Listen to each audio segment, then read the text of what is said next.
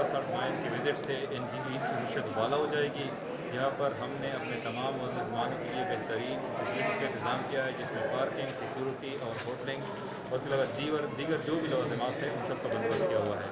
और उम्मीद करते हैं कि यहाँ से विज़िट के बाद जो है ना वो इनकी ये यादगार बन जाएगी और अपने दूसरे साथियों को भी ये इन्वाइट करेंगे ये मेरे साथ है, इसके साथ साल्ट में थोड़ा प्रोजेक्ट ले रहे हैं। वहाँ इनसे पूछते हैं कि ईद के मौका पर इन्होंने विजिट के लिए क्या इंतजाम किए हैं, ये इसके साथ बताएँ। आपने सब के लिए क्या इंतजाम है?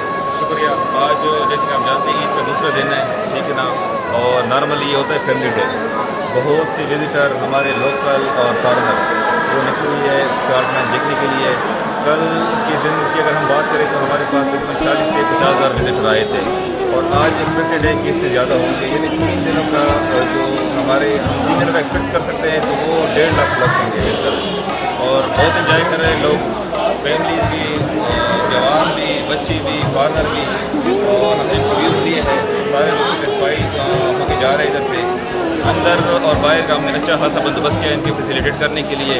और अंडरग्राउंड हमने नए पॉइंट ऐड किए हैं और जिसको लोग बहुत पसंद कर रहे हैं।